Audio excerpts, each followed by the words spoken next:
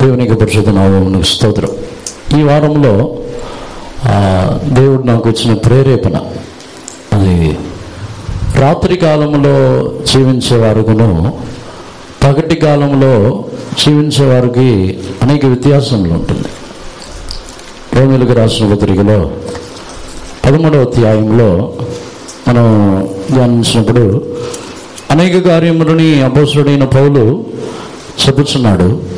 అందులో ఒక విశేషమైన కార్యము, రాత్రి కాలంలో జీవించేవారు ఏ స్వభావములు గలవారై ఉంటారు, పగటి కాలంలో జీవించేవారు ఏ స్వభావం గలవారై ఉందరు అనే విషయముని మనం 13వ అధ్యాయము 13వ వాక్యముని చదవండి. అల్లరితో కూడిన ఆటపాటలైనను మత్తైనను లేకయు, కామ విలాసము లేకైనను, పోకరి చేష్టనను లేకయు, కలహమైనను మత్సరమైనను లేకయు, పగటి యందు నడుచుకున్నట్టు మర్యాదగా నడుచుకుందుము. Let us walk honestly as in the day, not in rioting and drunkenness, not in tampering and wantonness, not in strife and envying. దేవునికి పరిశుద్ధ నామమునకు స్తోత్రం. పగటి కాలములో నడుచుకొనుచున్న వారు వలె మర్యాదగా నడుచుకున్నాడు. ఇంగ్లీష్లో వచ్చి పగటి కాలంలో నడుచుకొనుచున్న వారు వలె క్రమముగా తిన్నగా నడుచుకునుడి. అంటే మనకి త్రోవలు వంకర త్రోవలుగా ఉండకుండా తిన్నగా, లేకపోతే మర్యాదగా నడుచుకునుడి, లేకపోతే క్రమముగా నడుచుకునుడి, ఇలా మనం చెప్పచ్చు. దేవునికి పరిశుద్ధ నామమునకు స్తోత్రం. ఇందులో ఈ పగటి కాలంలో ఉన్నవారుకును రాత్రి కాలమునకు ఉన్నవారు ఇక వ్యత్యాసం, రాత్రి కాలంలో జీవించేవారు వచ్చి వారు తమ యొక్క జీవితంలో అల్లరితో కూడిన ఆటపాటలతో ఉంటారు. వారు ఆటపాటలతో, అల్లరులు, అన్ని విధములైన అనుభవములతో ఉంటారు. కామ విలాసములతో ఉంటారు.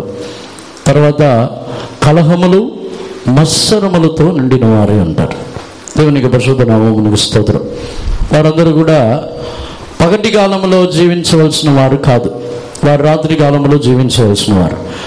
ఎందుకు ఇప్పుడు మనం పగటి కాలంలో జీవించవలసిన వారు, రాత్రి కాలంలో జీవించే వారిని గురించి ఎందుకు ధ్యానం చేస్తున్నామంటే, పరలోక రాజ్యంలో రాత్రి లేదు. పరలోక రాజ్యంలో రాత్రి అనేది లేదు, ఓన్లీ పగటి కాలం మాత్రమే. పరలోక రాజ్యంలో చీకటి లేదు, రాత్రి కూడా లేదు. అందుకే పగటి కాలంలో జీవించేవారు వలె జీవించవాలని అపోస్తలుడైన పౌలు రోమీయులకు ఈ కార్యమని రాయిస్తున్నాడు. దేవునికి పరిశుద్ధ నామమునకు స్తోత్రం. వీటన్నిటిని గురించి ధ్యానించడం కాదు, ఇందులో ఒకే ఒక కార్యమని గురించి ధ్యానించాలని కోరుతున్నాం. ఇందులో చివరిగా చెప్పబడిన కార్యము చదవండి. రోమీయులకు రాసిన పత్రిక 13:13 మరలా చదవండి. అల్లరితో కూడిన ఆటపాటలైనను మత్తైనను లేకయు, కామ విలాసములైనను పోకిరి చేష్టలైన లేకయు, కలహమైనను మత్సరమైనను లేకయు, పగటి యందు నడుచుకున్నట్టు మర్యాదగా నడుచుకుందుము. దేవునికి పరిశుద్ధ నామమునకు స్తోత్రం. కలహమైనను మత్సరమైనను లేకయు, పగటి కాలములో నడుచుకొనుచున్న వారి వలె మర్యాదగా నడుచుకొనుడి. ఇప్పుడు అధికంగా ఈ దినములలో ఎక్కువగా మనుషుల్లో పోరాడుచున్న ఒక పాపం, మనుషుల్లో పోరాడుచున్న ఒక కార్యం వచ్చి అసూయ, మత్సరం అధికముగా ఈ దినముల్లో పోరాడుచున్నది. ఈరోజు మనం దాన్ని ధ్యానించబోతున్నాం. నాకు ఎవరి మీద అసూయ లేదు అని చెప్పేవారు ఎవరినంటే చేతులు ఎత్తని చూద్దాం.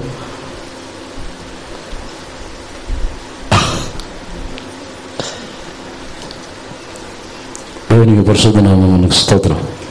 సందర్భంలో వచ్చినప్పుడు తెలుస్తుంది ఎవరి మీద అసూయ లేదు నాకు. పరిశుద్ధ గ్రంథంలో అసూయతో నిండిన అనేక అనుభవములు ఉన్నాయి. వాటిని గురించే ఈరోజు మనం ధ్యానించవచ్చున్నాం. ఎందుకంటే అసూయ అనేది ఒక దుష్ట స్వభావం.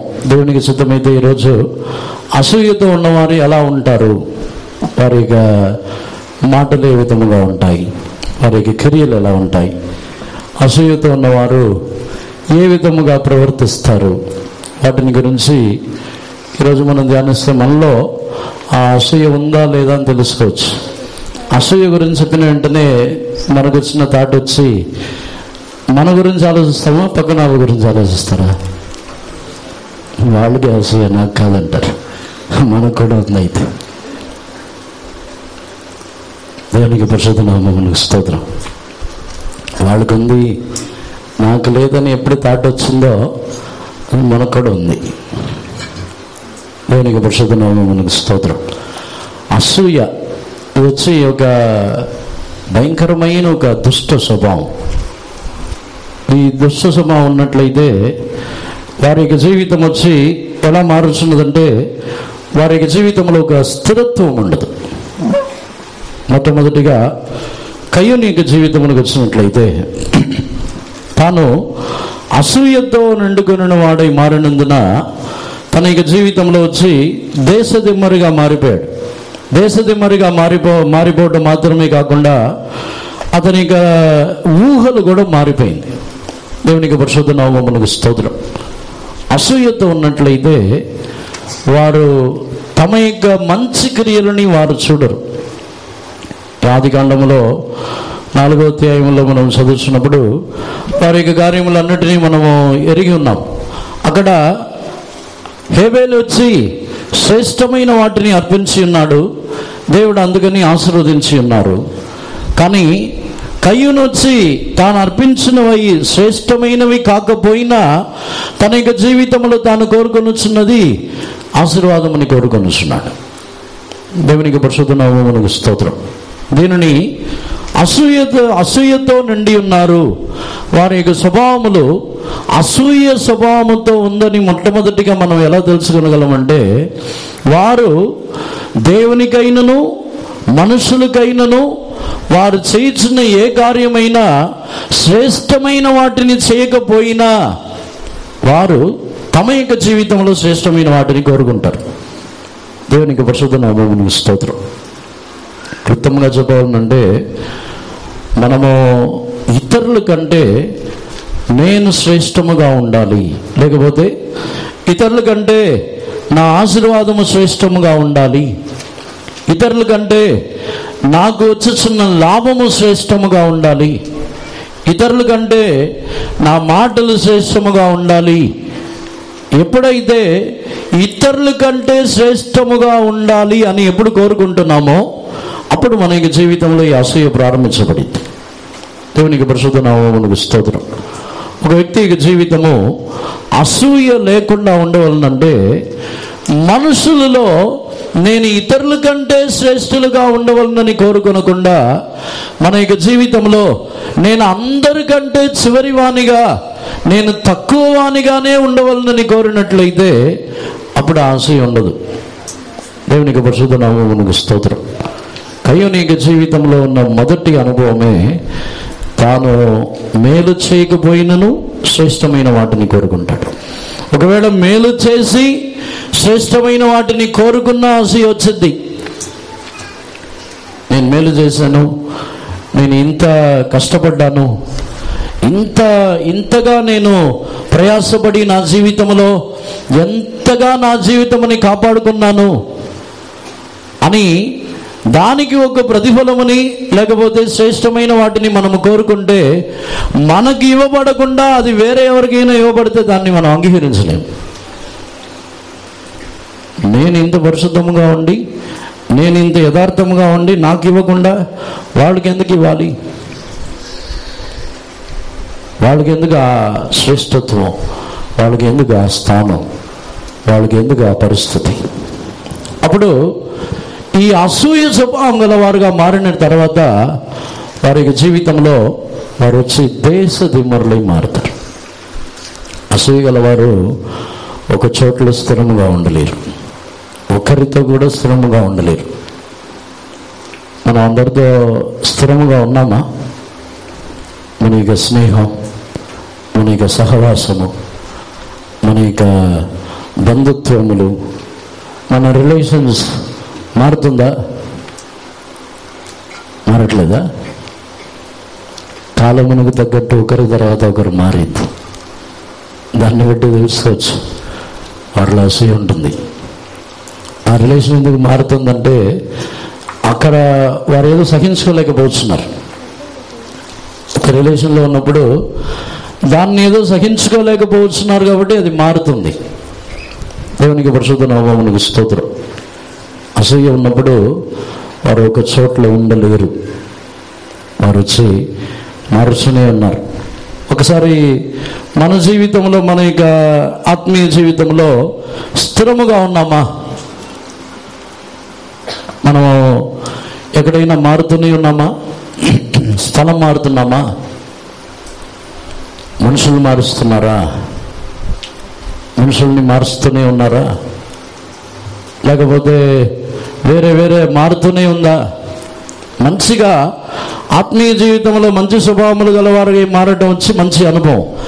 కానీ స్థిరత్వము లేకుండా అటు ఇటు మారుస్తూనే ఉన్నట్లయితే వారు అసూయ వలనే ఆ స్వభావం గలవారై ఉంటారు. దేవునికి పరిశుద్ధ నామమునకు స్తోత్రం. రెండవదిగా, అసూయ గల వారిలో ఎటువంటి స్వభావం ఉంటుందంటే, వారు తమ యొక్క జీవితంలో తాము ఏ కొరతలు, ఏ పాపములు గలవారై ఉంటారో ఇతరులని కూడా అదే పాపం గలవారని అనుకుంటారు. దేవునికి పరిశుద్ధ నామమునకు స్తోత్రం. కయ్యూని జీవితంలో ఉన్న అనుభవమే, తానే అసూయతో ఇతరులని చంపాడు, హేబేల్ని. కానీ తాను అనుకున్నది లోకములో ఉన్న వాళ్ళందరూ నరహత్య చేసేవాళ్ళని అనుకున్నాడు. తాను ఒకడే అప్పుడు నరహత్య చేసేవాడు.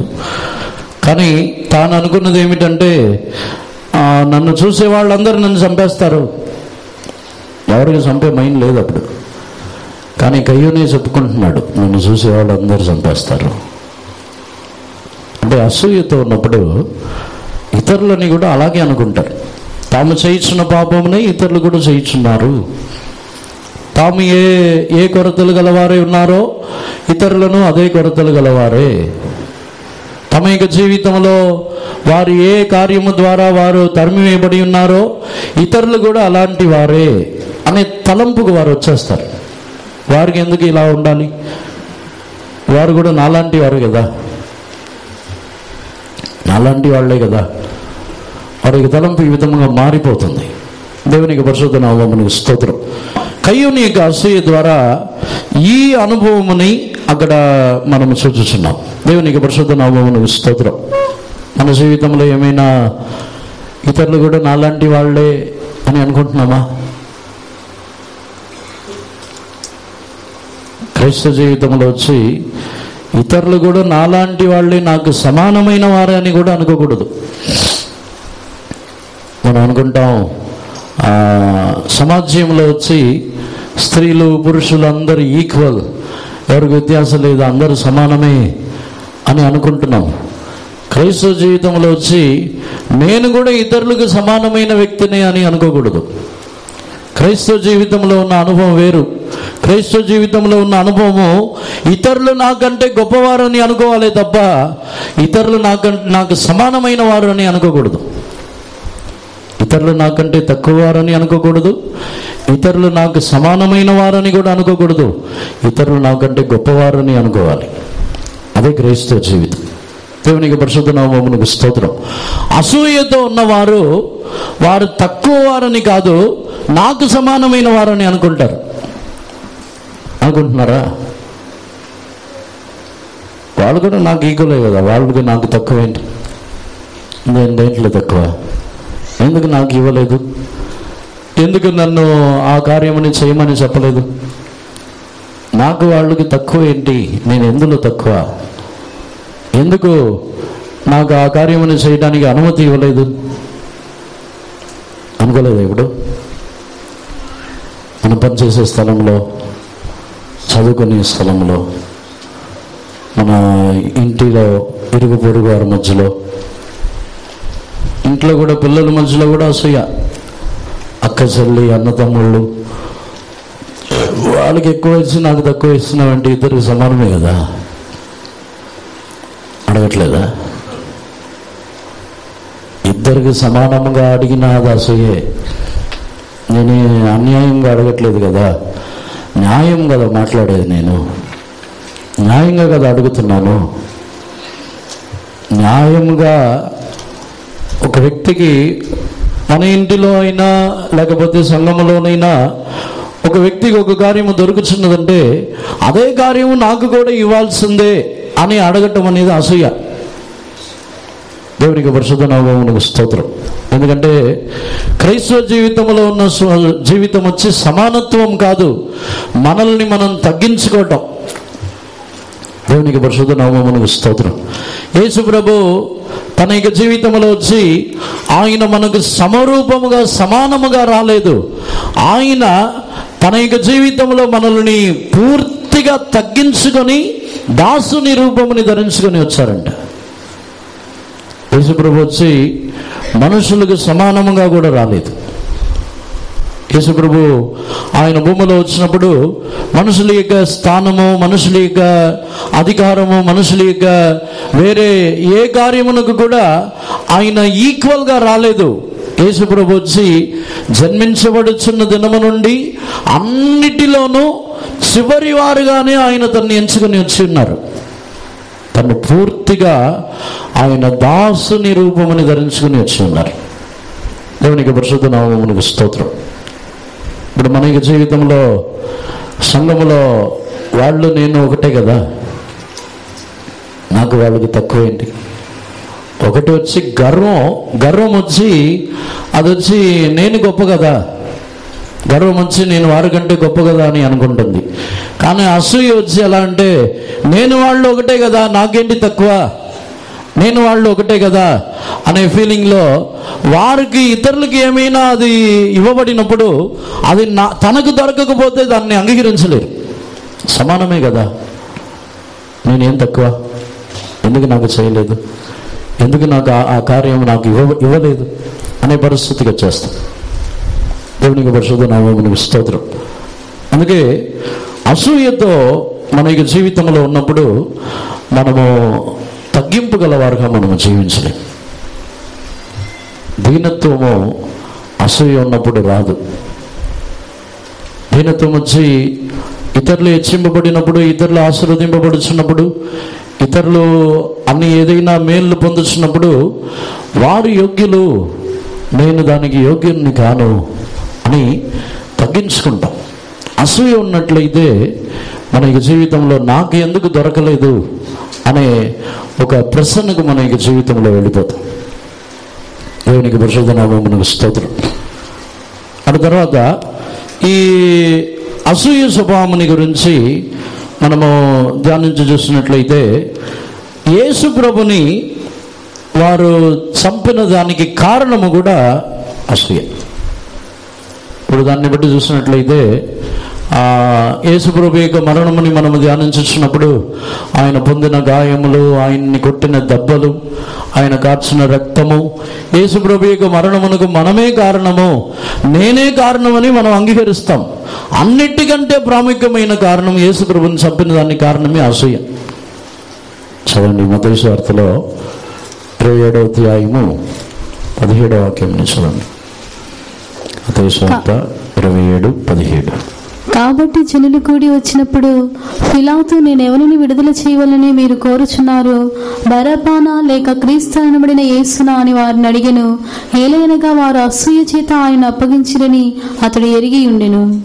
Therefore, when they were gathered together, Pilate said unto them, Whom will ye that I release unto you, Barabbas or Jesus, which is called Christ? For he knew that for envy they had delivered him. దేవునికి పరిశుద్ధ నామమునకు స్తోత్రం.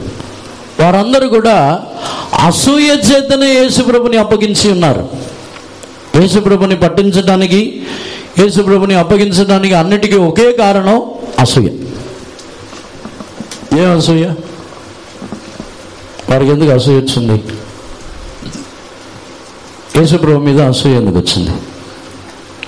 యేసుప్రభు వచ్చేంత వరకు జనులందరూ, పరిసయ్యులు, ప్రధాన యాజకుడు, ఆ సమాజ మందిరపు అధికారి వారి దగ్గరికి వెళ్ళాలి. వారి దగ్గరికి వెళ్ళి బలి అర్పించాలి. అక్కడికి వెళ్ళి వారు ధూపముని అర్పించాలి. అన్ని ఏదైనా కానుకలైనా ఏదైనా అక్కడికే వెళ్ళాలి. యేసు ప్రభు వచ్చిన తర్వాత వారి దగ్గరికి వెళ్ళే జనం తగ్గిపోయారు. యేసు ప్రభు వచ్చిన తర్వాత అనేక జనులు స్వస్థత పొందడానికి, విడుదల పొందడానికి వేల కొలది జనులు యేసుప్రభుని వెంబడించుతున్నారు. యేసుప్రభుని చూసి వారు ఇవన్నీ చూసిన తర్వాత, రెండవది యేసుప్రభు ఇలా చేయించున్నారని తెలిసినా వారు ఏమీ చేయలేకపోతున్నారు. యేసుప్రభు ఇలా చేయించున్నారని యేసుప్రభు దగ్గరికి వచ్చి మాట్లాడుతున్నారు, ధర్మశాస్త్రం మాట్లాడుతున్నారు. ధర్మశాస్త్రం బట్టి ఇది న్యాయమా, ఇది ప్రమాణమా, విశ్రాంతి దినములో ఇలా చేయొచ్చా, మీరు ఇలా ఉపవాసం లేకుండా ఉండవచ్చా, ఏదైనా విశ్రాంతి దినములో భోజనము చేయవచ్చా, చాలా విషయాలను అడుగుతున్నారు. ఇది న్యాయమా, ఇది ధర్మశాస్త్రమును బట్టి, ప్రమాణముని బట్టి న్యాయమా అని చాలా కార్యములని అడిగినప్పుడు దానికి తగిన జవాబుని యేసుప్రభు ఇచ్చుచున్నారు. వారు ఏమో దానికి తిరిగి సమాధానం చెప్పలేకపోతున్నారు. దాన్ని బట్టి యేసుప్రభుని చంపేయాలనుకుంటున్నారు అసూయతో. ఆ అసూయ కారణంతో యేసుప్రభుని చంపినట్లయితే నా ద్వారానే యేసుప్రభు చనిపోయారని మనం ఒప్పుకుంటామా? నా అసూయ ద్వారానే చనిపోయారు. అసూయ. దేవునికి పరిశుద్ధ నామమునకు స్తోత్రం.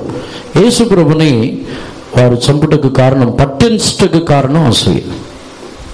మనం ఎవరినైనా పట్టిస్తున్నామా? ఎవరికైనా పట్టించడానికి ప్రయాసపడుతున్నారా? దానికి కారణం ఏమైనా వేరే కారణం ఉంటుందా? ఇతరులని పట్టించడానికి వేరే కారణం ఎవరైనా చెప్పగలరా?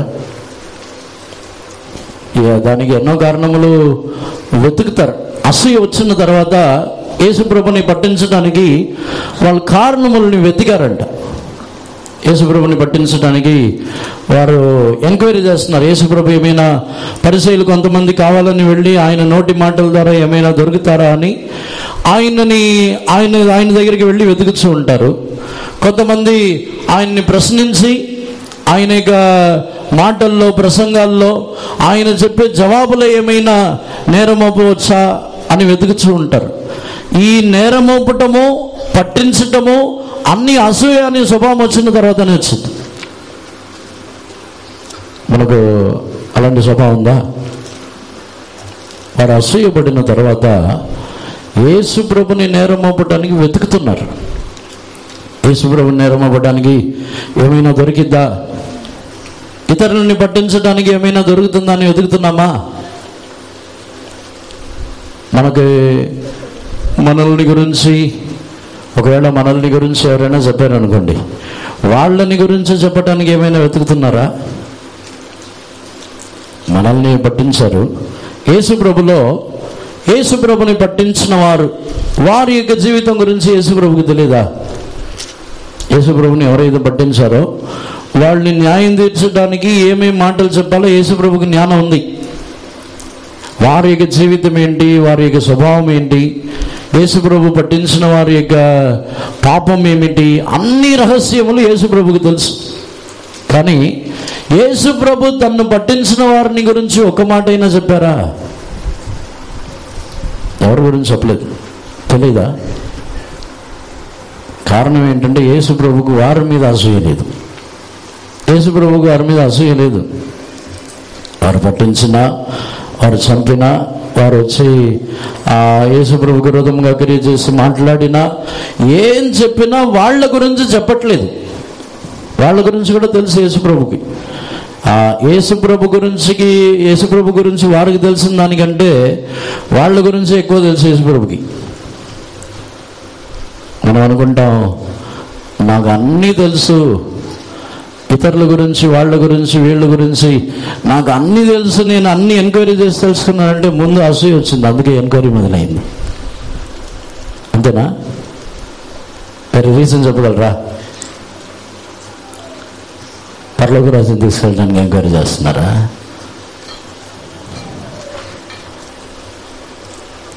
దేవునికి పరిశుద్ధ నామమునకు స్తోత్రం. దానికి ముఖ్యమైన మూల కారణం వచ్చి అసూయ. అసూయ ద్వారానే మనము ఎప్పుడైనా వారు దొరుకుతారా, వారు దొరుకుతారా, వారు మన చేతికి ఎప్పుడు పట్టించాలి, ఏ కార్యముని గురించి పట్టించాలని మనం కనిపెడుతూ ఉంటాం. వెతుకుతూ ఉంటాం. దేవునికి పరిశుద్ధ నామమునకు స్తోత్రం. వారి యొక్క ప్రసంగములు వినే పరిస్థితి కూడా, ఇప్పుడు పరిసయ్యులు సదుకయ్యులు చాలామంది వచ్చి యేసుప్రభు యొక్క ప్రసంగములను వింటున్నారు. వారు వినే కారణం ఏంటంటే అందులో ఏమైనా దొరికిద్దా, అందులో యేసుప్రభుని పట్టుకోవడానికి ఏమైనా ఉంటుందా, అలా ఎవరన్నా వింటున్నారు ఇక్కడ, ఏమైనా దొరికిద్దా అని. దొరకచ్చు. దేవునికి పరిశుద్ధ నామమునకు స్తోత్రం. యేసుప్రభు వచ్చి యేసుప్రభు దగ్గర ట్రై చేస్తున్నారు, ఏమైనా దొరికిద్దా, ఏమైనా పట్టుకోవడానికి దొరికిద్దా అని చూసినప్పుడు వాళ్ళకి ఏం దొరకట్లేదు. యేసుప్రభు ఏం మాట్లాడట్లేదు. ఇంకా సమయం అవుతుంది కాబట్టి యేసుప్రభు తానే నోరు తెరిచి మాట్లాడారు. అప్పుడు దొరికారని వాళ్ళు అనుకున్నారు, దొరకటానికే యేసుప్రభు మాట్లాడారు. దేవునికి పరిశుద్ధ నామమునకు స్తోత్రం. వాళ్ళు అనుకున్నది వేరు, వాళ్ళ యొక్క ప్రశ్నలకి వారి యొక్క జ్ఞానములకి యేసుప్రభు దొరుకుతారని, దానికి దొరకలేదు. ఆయనే సిలువ వేయబడాలనే ఉద్దేశంతో ఆయన నోరు తెరిచి మాట్లాడారు.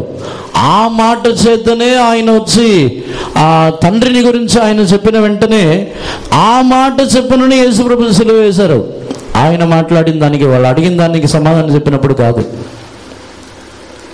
అంటే ఆయనే పట్టబడాలి, సిలువ వేయబడాలనే ఉద్దేశంతో మాట్లాడినప్పుడే యేసుప్రభు శిక్షింపబడ్డారు తప్ప వారు ఎవరిని ఏమీ చేయలేకపోయారు.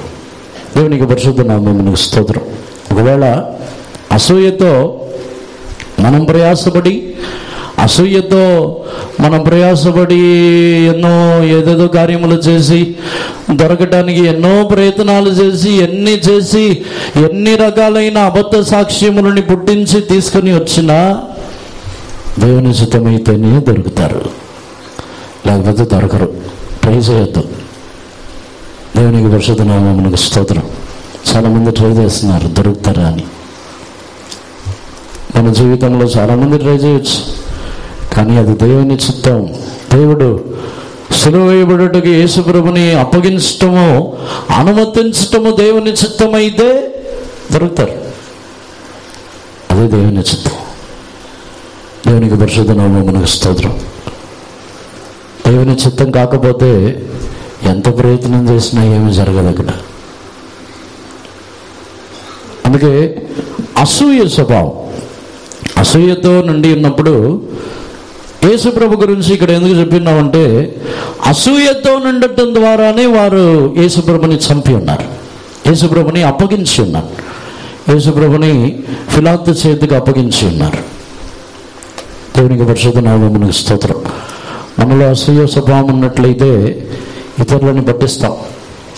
వారు పాపులైనా నీతిమంతులైనా ఇతరులని పట్టించే ఒక స్వభావం మనకు ఉందంటే నిశ్చయంగా మనలో అసూయ ఉంది. అసూయ ఉందా? నేను ఇంతవరకు ఎవరిని గురించి ఎవరికి నేను చెప్పలేదు, ఎవరిని పట్టించలేదు అని వాళ్ళు ఎవరినా ఉంటే చేతలేదని చూద్దాం. స్కూల్లో కాలేజెస్లో నేను కాదు సార్ ఆడే అంటారు, సింపుల్గా చూపిస్తారు. మన మీదకి వచ్చిన వెంటనే, మన మీద నేరం మోపిన వెంటనే చెప్తాం, కాదు నేను చేయలేదు, ఆ వెంటనే ఎవరు చేశారో చెప్పేస్తాం. అసూయలేదా? దేవునికి పరిశుద్ధ నామమునకు స్తోత్రం. ఆత్మీయ జీవితంలో అసూయ ఒక భయంకరమైన స్వభావం. పాత నిబంధన కాలంలో మోషేకును అహరోనుకు విరోధంగా ఒక గుంపు వారు మాట్లాడారు. దాన్ని కీర్తనలో వారు ఎందుచేత మాట్లాడారని చెప్తున్నాడు. 106వ కీర్తనలో 16వ వాక్యంని చదవండి. వారు తమ దండి పాలెంలో మోషే యందును యెహోవాకు ప్రతిష్ఠితుడైన అహరోనునందున అసూయపడిరి. They envied Moses also in the camp and Aaron the saint of the Lord. దేవునికి పరిశుద్ధ నామమునకు స్తోత్రం. వారు అహరోను మీదను వారు మోషేకు విరోధముగాను అసూయపడి ఉన్నారు. దేవునికి పరిశుద్ధ నామమునకు స్తోత్రం. ఎవరు అసూయపడి ఉన్నారు? దాతాను, అభిరాము, కోరహు యొక్క గుంపు వారు. దేవునికి పరిశుద్ధ నామమునకు స్తోత్రం. వారి యొక్క అసూయ ఏంటంటే, మోషే అహరోను వచ్చి లేవి గోత్రమునకు చెందిన వారే, ఈ కోరహు గుంపు వారు కూడా లేవి గోత్రమునకు చెందిన వారే. ఇప్పుడు వచ్చి మోషే మాటనే వింటున్నారు, అహరోను మాటనే వింటున్నారు. ఈ కోరహు మాటను, దాతాను, అభిరాము వీరి యొక్క మాటలని జనులు వినట్లేదు. అంటే వీరితో కూడా దేవుడు మాట్లాడుతున్నారు. వీరు కూడా యాజకుల యొక్క, లేవీల యొక్క కుటుంబమునకు చెందిన వారే. కానీ మోషే మాట, అహరోను మాట ఎందుకు వింటున్నారు? ఆ మాట వినరా? వారి యొక్క ప్రాబ్లం వచ్చి ఇప్పుడు జనులు మోషే అహరోను మాటలే కాదు, మేము చెప్పింది కూడా వినాలి. ఇప్పుడు అదే వారి యొక్క ప్రాబ్లం.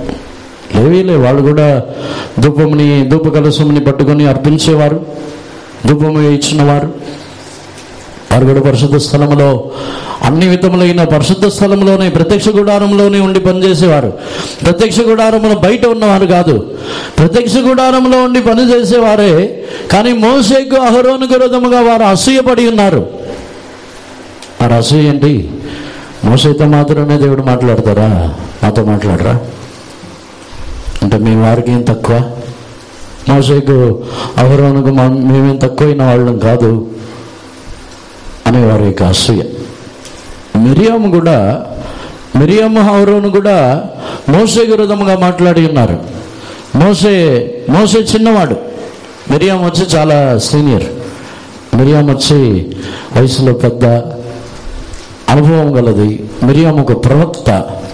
మోషే పుట్టినప్పుడు మిరియాము అప్పుడు ఆ పెద్ద అమ్మాయి.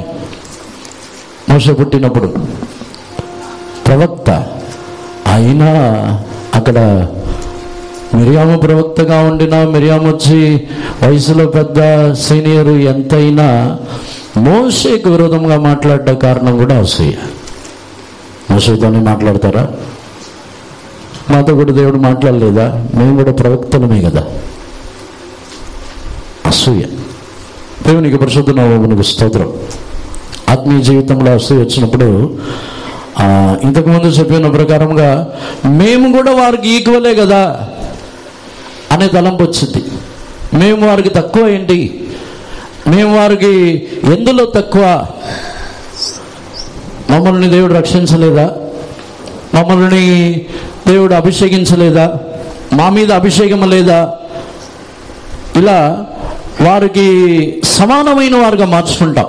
అందుకే మిరియాము అహరోనుతో దేవుడు మాట్లాడుతున్నప్పుడు దేవుడు చెప్పుచున్న కార్యం వచ్చి, మీతో నేను మాట్లాడుచున్నాను, కానీ మోషేతో నేను మాట్లాడినట్టు మీతో మాట్లాడట్లేదు. మోషేకి మీరు సమానమైన వారు కాదంటున్నాడు. దేవునికి పరిశుద్ధ నామమునకు స్తోత్రం. మన యొక్క ఆత్మీయ జీవితంలో ఈ అసూయ ఉన్నట్లయితే మన యొక్క జీవితంలో ఇతరులకి, అంటే దేవుని యొక్క జనులైన వారికైనను దేవుని కార్యములకు సంబంధమైన కార్యముల్లో కూడా విరోధంగా మాట్లాడతాం. ఎవరైనా, విశ్వాసులైనా, సేవకులైనా, ఎవరైనా సరే, వారికి మేమేం తక్కువ? ఆ విశ్వాసికి మేమేం తక్కువైన వారమా? ఆ సేవకులకు మేమైనా తక్కువైన వారమా? మమ్మల్ని దేవుడు రక్షించలేదా? మమ్మల్ని దేవుడు అభిషేకించలేదా? మమ్మల్ని దేవుడు పిలవలేదా? మిరియాము అడిగింది కూడా అదే. మాతో దేవుడు మాట్లాడరా? మాతో కూడా దేవుడు మాట్లాడతారు కదా. అందుకే మోషే మీద అసూయ వచ్చింది. చిన్నవాడు మోషే, 6 లక్షల మంది పురుషులని చిన్నవాడైన మోషే ఈ ఇశ్రాయేలు జనులంతటిని నడిపించడం ఏంటి? మాతో కూడా దేవుడు మాట్లాడలేదా? మేము కూడా నడిపించగలము, మేము కూడా ముందుకు నడిపించగలము. కుటుంబంలో ఇలాంటి అసూయ రావట్లేదా? కుటుంబంలో భర్తే నడిపించాలా, మేమేం తక్కువ అనుకోవట్లేదా? మేము కూడా నడిపించగలము, మేము కూడా వారికి సమానంగా ఉద్యోగం చేయించున్నాం. కొన్ని కుటుంబంలో భర్త ఉద్యోగం చేయకపోయినా మేము ఉద్యోగం చేస్తున్నాం, మేము సమానంగా ఏంటి, వాళ్ళకంటే మించి మేము నడిపిస్తూ ఉంటారు. చెప్పట్లేదా? దేవునికి పరిశుద్ధ నామమునకు స్తోత్రం.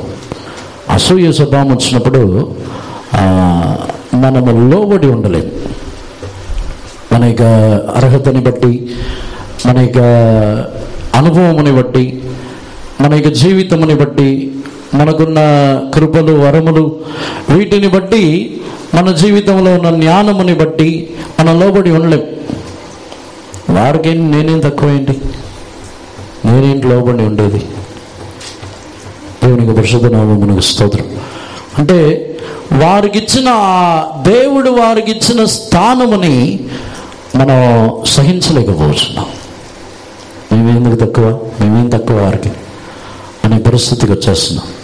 భర్తకిచ్చిన స్థానము, దేవుడిచ్చిన స్థానముని మనం కనపరచకుండా మనము వారికి సమానము, మేమేం తక్కువైన వారము కాదు అనే పరిస్థితికి వస్తే మన స్వభావం అసూయ స్వభావంగా మారిపోయింది.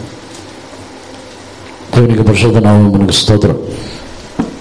మన ఆత్మీయ జీవితంలో, కుటుంబంలో ఇటువంటి అసూయ పోరాటములు, ఒకవేళ భార్య మంచిగా పనిచేసి ఉద్యోగములు చేస్తే దాన్ని కూడా సహించలేరు భర్తలు, దాన్ని కూడా ఓర్చుకోలేరు. క్రైస్తవ జీవితంలో స్త్రీ అని లేదు, పురుషుడని లేదు, ఇద్దరిని తగ్గించుకోవాలి. స్త్రీ మాత్రమే కాకుండా పురుషుడైనను తను తగ్గించుకుని ఉండాలి. దేవునికి పరిశుద్ధ నామమునకు స్తోత్రం. సాధారణముగా సంఘముని గురించిన ఒక రహస్యం అది.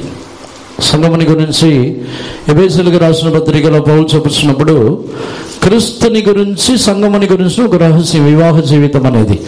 దాన్ని బట్టి చూస్తే ఆ రహస్యం ఏమిటంటే, ఒక భర్త కొరకే భార్య రావాలి. సాధారణంగా అయితే పెళ్లి చేసుకుని భర్త కొరకే భార్య రావాలి. భార్య కొరకు ఏ భర్త ముందుగా వచ్చి త్యాగము చేయడు. కానీ యేసు ప్రభు ఒక సంఘము కొరకు ఆయనే వచ్చి, ఆ పెళ్లి కుమార్తె సంఘము కొరకు తానే పెళ్లి కుమారుడైన యేసు ప్రభు ఆయన మనిషిగా మారి తన త్యాగము చేసి ఆ సంఘము కొరకు త్యాగము చేసి వెళ్ళి ఉన్నారు. అదొక రహస్యం. దేవునికి పరిశుద్ధ నామమునకు స్తోత్రం. సాధారణంగా భర్త కొరకు త్యాగము చేయించిన భార్యలు ఉన్నారు, భార్య కొరకు త్యాగం చేయించిన భర్తలు తక్కువ. యేసు ప్రభు ఆ రహస్యంని అక్కడ జరిగించున్నారు, తానే త్యాగం చేస్తున్నారు ముందు. దేవునికి పరిశుద్ధ నామమునకు స్తోత్రం. అటువంటి విధముగా మన యొక్క జీవితంలో ఈ అసూయ తొలగిపోయినట్లయితే మన యొక్క జీవితంలో నిశ్చయముగా మనము కూడా యేసు ప్రభు యొక్క భార్యగా మనం మార్చబడగలము. ఈ అసూయ ఉన్నట్లయితే ఈ మోషే అహరోనులకు విరోధంగా మాట్లాడినట్టు ఎందుకు మాట్లాడుతున్నారంటే వారు లోబడలేకపోతున్నారు. మేము తక్కువైన వారము కాదు. మాతో కూడా మాట్లాడతారు, మా ఇష్టమునకు మేము నడుస్తాం. అంటే వారు చెప్పే మాట ఏంటంటే, దేవుడు మాతో కూడా మాట్లాడతారు, మేము మా ఇష్టమునకు నడుస్తాం, మీకెందుకు లోబడి ఉండాలి, మేము కూడా మంచి మార్గంలోనే నడుస్తాం, మా ఇష్టమునకు నడుస్తాం. అసూయ ఉన్నప్పుడు మన పైన నియమించబడిన వారికి మనము లోబడలేం. అసూయ వచ్చిన తర్వాత మన జీవితంలో మనము ఆ స్థానమునకు మనము లోబడలేం. అటు తర్వాత ఈ అసూయ స్వభావం గురించి మనము కృత నిబంధన కాలంలో మనము ధ్యానించి చూసినట్లయితే, మొదటి కొరింథీయులకు రాసిన పత్రిక 3వ అధ్యాయము 3వ వాక్యం చదవండి.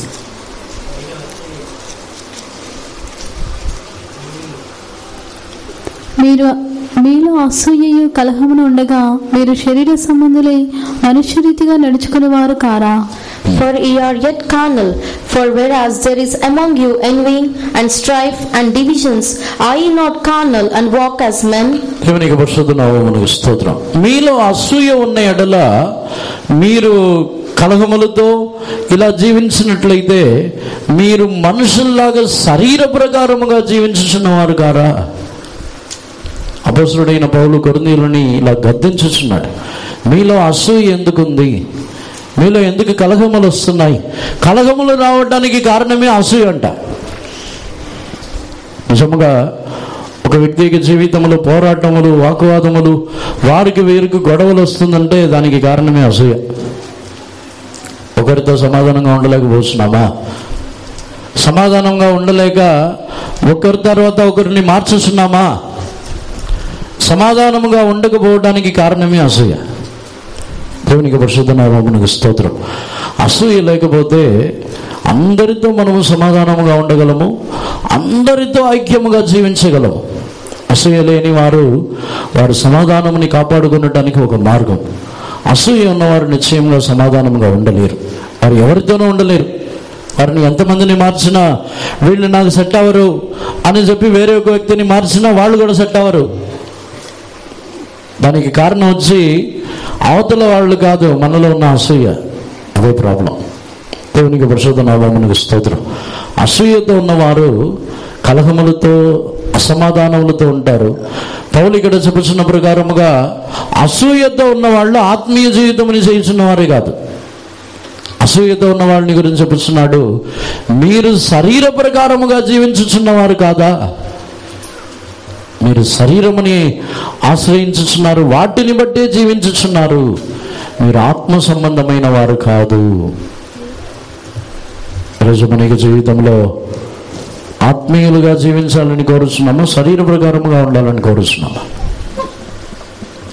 ఎందుకు ఈ శరీర ప్రకారమైన వారు కాదని ఎందుకు పౌలు చెబుతున్నాడంటే, ఆత్మ సంబంధమైన వారు వచ్చి వారు తమ యొక్క జీవితంలో ఒక్కొక్కరిని విడివిడిగా వారు చూడరు. ఆత్మ సంబంధమైన వారి యొక్క దృష్టి వచ్చి ఎవరిని చూసినను వారు క్రీస్తు యొక్క శరీరంలో ఉన్న ఒక అవయముగా వారు చూచుదరే తప్ప వారిని వేరే దృష్టితో వీరు వేరే జాతి, వీరు వేరే భాష, లేకపోతే వీరు వేరే వర్గమునకు చెందినవారు, వీరు వేరే గ్రూపు, వీరు నా గ్రూపు కాదు, వీరు వేరే గ్రూపు, వారి యొక్క గ్రూపు వేరు, వీరి యొక్క గ్రూపు వేరు. శరీర సంబంధమైన వారి యొక్క దృష్టి వేరు. అందుకే పౌలు ఇలా చెప్తున్నాడు, మీలో అసూయ కలహములు ఎందుకు ఉందంటే మీరు ఆత్మ సంబంధమైన వారు కాదు. మీ దృష్టి అంతా వేరే వేరేగా చూస్తుంది, దేవుని సంఘముగా ఒకే శరీరముగా చూడట్లేదు అంటున్నాడు. అసూయ ఎందుకు వస్తుందంటే ఒక వ్యక్తిగతముగా వేరే వేరే మనుషులుగా వారికి నేను నాకు సమానము, వారికి నాకు తక్కువ ఏంటి, వారికి నాకు వారికంటే నేను గొప్ప కదా అంటే ఒక శరీరంలో ఉన్న అవయములలో అవి వచ్చి ఏది నేను గొప్ప, నేను చిన్న, నేను ఘనత వహించిన ఒక అవయము, నేను ఘనత లేనిదంటే అక్కడ ఏమీ కుదరదు. తల ఒకవేళ నేను చాలా ఘనమైన ఒక అవయము, నేను చాలా ముఖ్యమైన అవయము, కాళ్ళు అది ఎందుకు పనికిరాదు, అది వేస్ట్ అని అనుకుంటే కాళ్ళు తీసేస్తే తల నిలబడిద్దా? కాళ్ళు మట్టిలో ఉంటుంది, మట్టిలో తొక్కుతుంది, అన్ని దుమ్ము ధూళి అన్నీ అంటుకుంటుంది, వేస్ట్ అది. మరి దాన్ని తీసేస్తే తల ఉండదుగా. కాళ్ళని తీసేస్తే తల మీద నిలబడాలి. దేవునికి పరిశుద్ధ నామమునకు స్తోత్రం. చాలామందికి జీవితంలో శరీర ప్రకారముగానే అలా ఆలోచించుతున్నారు. శరీర ప్రకారముగా ఇతరులని ఏదో తక్కువని ఎక్కువని శరీర ప్రకారముగా ఆలోచించడం ద్వారానే అసూయ. దేవునికి పరిశుద్ధ నామమునకు స్తోత్రం. ఎవరికి ఏ కార్యమో ఇవ్వబడినను దేవుడు ఎవరిని ఆశీర్వదించునను, ఎవరికి ఏ స్థానమునిచ్చినను, దేవుడు ఎవరికి ఎటువంటి ఆశీర్వాదము ఘనత ఏది ఇచ్చినా ఆ సంఘమైన శరీరముకి ఇవ్వబడిందే తప్ప వ్యక్తిగతముగా ఇవ్వబడింది కాదు అది. దేవునికి పరిశుద్ధ నామమునకు స్తోత్రం. శరీరంలో ఒక అవయమునకు ఘనత దొరికితే ఆ శరీరం అంతటికి ఘనత దొరికినట్టు కాదా? ఒక్కొక్క అవయమునకు ఒక ఘనత.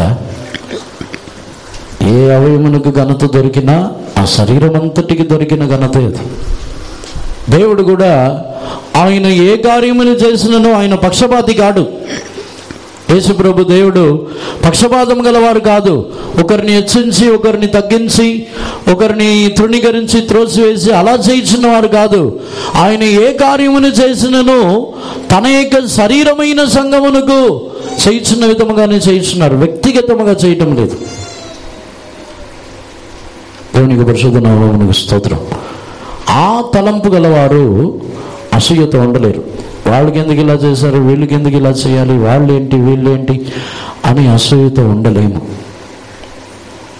ఆత్మ సంబంధమైన దృష్టి గలవారు నిశ్చయముగా అసూయ గలవారుగా ఉండలేరు. దేవునికి పరిశుద్ధ నామమునకు స్తోత్రం. ఈ అసూయ వలనే వీటిని గురించి అనేక సందర్భంలో మనం విని ఉంటాం. అసూయ వచ్చినట్లయితే సామెతల్లో మనం చదువుతున్నప్పుడు అసూయ వచ్చి మత్సరము ఎముకలకి కుళ్ళు అని రాయబడి ఉన్నది. చదవండి 14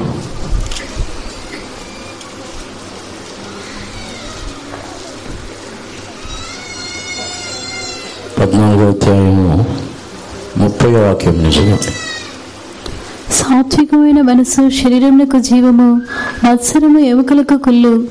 A sound heart is the life of the flesh, but envy the rottenness of the bones. సాత్వికమైన మనసు అది జీవము, కానీ మత్సరము ఎముకలకు కుళ్ళు.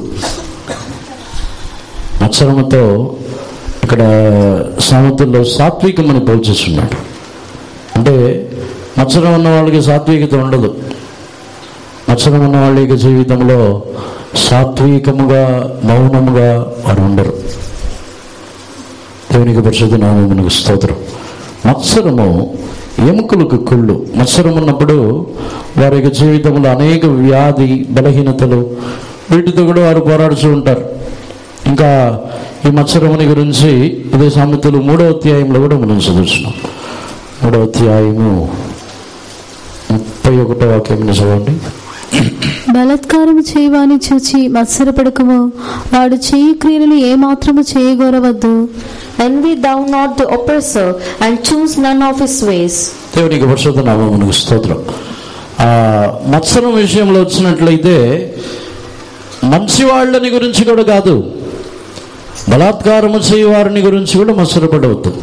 దావీదు చెప్తున్నాడు, సొలొమోను చెప్తున్నాడు, మత్సరపడేది వచ్చి నీతిమంతులు హెచ్చింపబడినప్పుడు మాత్రమే కాదు, అన్యాయం చేయవారి మీద కూడా మత్సరపడవద్దు అంటున్నాడు. 37వ కీర్తనలో కూడా చదవండి, దావీదు కూడా చెప్తున్నాడు ఆ కార్యం. 37వ కీర్తన 1వ వాక్యము. చెడ్డవారిని చూచి నీవు వ్యసనపడకము, దుష్కార్యములు చేయవారిని చూచి మత్సరపడకము. Fret not thyself because of evildoers, neither be thou envious against the workers of iniquity. దేవునికి పరిశుద్ధ నామమునకు స్తోత్రం. చెడ్డవారిని చూసి అక్రమము చేయవారిని చూసి కూడా అసూయపడకూడదంట. మనకు లేదా? నేను ఇంత భక్తిగా ఉన్నాను, ఇంత యథార్థముగా జీవించుస్తున్నాను, నేను ఎవరికి అన్యాయం చేయలేదు, ఎవరికి కీడు చేయలేదు, ఇన్ని అక్రమాలు ఇన్ని అన్యాయాలు చేసి ఇన్ని పాపం చేసి వాళ్ళంతా మంచిగానే బతుకుతున్నారు కదా, నాకెందుకు ఇన్ని కష్టాలు, నేను ఇంత న్యాయంగా ఉండి నాకెందుకు ఈ కష్టాలని చెప్పట్లేదా? మనం చెప్పలేదా? ఇప్పుడు నేను న్యాయంగా బ్రతుకుతున్నాను కదా, నేను ఎవరికి ఏం కీడు చేయలేదు, ఎవరికి నేను అన్యాయం చేయలేదు, ఎవరిని మోసం చేయలేదు, ఎవరికి నేను అపకారం చేయలేదు, ఉపకారమే చేశాను, అయినా నాకెందుకు ఇటువంటి కష్టాలు, నాకెందుకు ఆశీర్వాదం లేదని అడగట్లేదా? అంటే దుష్టుల మీద అసూయపడుతున్నారా? దావీదును సొలొమోనును దాన్నే చెప్పుతున్నారు. చెడ్డవారి మీద కూడా నీవు అసూయపడవద్దు, చెడ్డవారి మీద కూడా మత్సరపడవద్దు, దుష్టులైన వారి మీద కూడా మత్సరపడవద్దు. ఈ అసూయను స్వభావం వచ్చేస్తే చెడ్డవాళ్ళు మంచివాళ్ళు ఎవరి విషయం మీద అందరి మీద అసూయ పెడతారు. ఈ అసూయ అనే స్వభావం వచ్చేస్తే తమను తామే నీతిమంతులు అనుకుంటారు. అసూయ అనే స్వభావం వచ్చిన తర్వాత చెడ్డవాళ్ళ మీద ఎందుకు అసూయపడవద్దని ఇక్కడ కీర్తనకర్త, చెడ్డవాళ్ళ మీద ఎందుకు అసూయపడవద్దని సొలొమోను వీళ్ళందరూ ఎందుకు చెబుతున్నారంటే, ఈ అసూయ అనే స్వభావం వచ్చేస్తే మిగతా వాళ్ళందరూ చెడ్డవాళ్లే. అసూయ అనే స్వభావం చేస్తే తాము మాత్రమే కరెక్ట్, మిగతా వాళ్ళందరూ పాపులే. మనకు అలాంటి తలంపులు ఏమైనా ఉన్నాయా? అందుకే చెడ్డవారి మీదను అసూయపడవద్దు. మంచివారి మీద మాత్రమే కాదు, చెడ్డవారి మీదను అసూయపడకూడదు. దేవునికి పరిశుద్ధ నామమునకు స్తోత్రం. నిజముగా ఒక క్రైస్తవ జీవితంని మంచిగా జీవించాలని కోరుచున్న వారు ఎవరి మీదనూ, ఏ మనుషుల మీదనూ అసూయ లేని వారుగా మనం ఉన్నప్పుడు ఒక శ్రేష్టమైన జీవితంని మనం చేయగలము. అసూయ లేని వారుగా ఉన్నప్పుడు ఒక మంచి ఆత్మీయ జీవితంని మనము చేయగలము. చివరిగా చెప్పాలంటే కొరింథీయులకు రాసిన పత్రికలో 13వ అధ్యాయంలో, మొదటి కొరింథీయులకు రాసిన పత్రిక 13వ అధ్యాయంలో చూసినట్లయితే ప్రేమ మత్సరపడదు. చదవండి వాక్యముని. ప్రేమ దీర్ఘకాలం సహించును, దయ చూపించును. ప్రేమ మత్సరపడదు, ప్రేమ డమముగా ప్రవర్తింపదు, అది ఉప్పొంగదు. Charity suffereth long and is kind. Charity envieth not. Charity vaunteth not itself, is not puffed up. ప్రేమ మత్సరపడదు. దాన్ని బట్టి చూసినట్లయితే మత్సరము అనే స్వభావమే క్రీస్తు యొక్క ప్రేమ తగ్గిపోయినప్పుడు వచ్చే స్వభావం అది. దాన్ని బట్టి మన జీవితంలో మత్సరము వచ్చినట్లయితే మనలో దేవుని ప్రేమ లేదు. దేవుని ప్రేమ లేని వారే మత్సరపడుతున్నారు. అందరిని కూడా కన్నులు మూసుకుంటాము. ఈరోజు మనం తిరిగి వెళ్ళినప్పుడు ఒక అసూయ లేని వారుగా, మత్సరం అనేది లేని వారుగా మనం తిరిగి వెళ్ళాలి. మనకి జీవితాన్ని సమర్పించుకుందాం. యేసుప్రభు యొక్క జీవితము మత్సరమే లేని ఒక జీవితము. నేను త్రోసివేయబడినా ఇతరులు ఆశీర్వదింపబడాలి, నేను కొట్టబడినా ఇతరులు స్వస్థపరచబడాలి, నేను అవమానపరచబడినా ఇతరులు ఘనపరచబడాలి. అదే యేసుప్రభు యొక్క జీవితం. ఈరోజు మనలో అటువంటి ఒక అనుభవానికి వచ్చేదము. మత్సరము లేని వారుగా మనకి జీవితంని తగ్గించుకుందాం. ఈరోజు తిరిగి వెళ్ళినప్పుడు ఆ స్వభావం మనలో నుండి తొలగిపోవాలి. మనమందరం కూడా క్రీస్తు యొక్క అవయములలో ఒక అవయము. ఎవరికి ఘనత, ఎవరికి గొప్పతనము, ఏ స్థానం ఇచ్చినా అది క్రీస్తు యొక్క సంఘమునికి ఇవ్వబడిన ఒక కార్యము. దానిలో మత్సరపడ్డకు ఏమీ లేదు. అందరిని కూడా సమర్పించగలదాము. దేవుణ్ణి అడగండి. వాంచగలవారు, నాలో ఏ మత్సరం ఉండకూడదు, నేను ఎవరిని చూసి అసూయపడకూడదు, ఏ సందర్భములో ఏ కార్యముని గురించి అసూయపడకూడదు. అసూయ స్వభావముని గురించి చెప్తే అది భయంకరముగా, ఒక వ్యక్తి మంచిగా డ్రెస్ వేసుకొస్తే సహించలేరు, మంచిగా వారు మాట్లాడితే సహించలేరు, ఒక వ్యక్తి ఏమైనా వారి చేతిలో ఉన్న వస్తువులు వీరి వస్తువుల కంటే మంచిదైతే సహించలేరు, ఓర్చుకోలేరు. దేనిని సహించలేరు, ఓర్చుకోలేరు. అసూయ, మన జీవితంలో ఉన్న అసూయ తొలగిపోవాలి. అందరిని కూడా కన్నులు మూసుకుందాము. దేవుణ్ణి అడుగుదాం. అసూయ లేని ఒక ప్రేమ, మత్సరమే లేని ఒక ప్రేమ మనకు కావాలి. అందరిని దేవుణ్ణి అడుగుదాం. ఈ మత్సరము, ఈ అసూయ అనే స్వభావం మనలో నుండి తొలగిపోవటకు వాంచగలవారు నిజముగా వాంఛిస్తే మోకాళ్ళ మీద నిలబడి దేవుణ్ణి అడుగుదాం. ప్రభా, నాలో ఉన్న అసూయ, ఈ దుష్ట స్వభావము నాలో నుండి తొలగిపోవాలి ప్రభా. మనం సమానముగా కూడా అనుకోవద్దు. నేను వారు సమానమే అని అనుకోవద్దు. నేనే చివరి వ్యక్తిని, నేను అందరికంటే దుష్టుని, అందరికంటే దౌర్భాగ్యమైన వ్యక్తిని. మనం మనల్ని చివరి వారుగా అనుకున్నప్పుడు నిశ్చయంగా ఎవరి మీదను మనం అసూయపడము. నాకు అవమానము, దెబ్బలు ఏమైనాను ఇతరులు ఆశీర్వదింపబడాలి, ఇతరులు గణపరచబడాలి. నేను పట్టబడినను ఇతరులు పట్టబడకూడదు, నేను పట్టబడినను ఇతరులని నేను పట్టించను. మీకు తీర్మానమునకు రండి, అందరిని కూడా సమర్పించుకుందాం. హల్లెలూయా, హల్లెలూయా.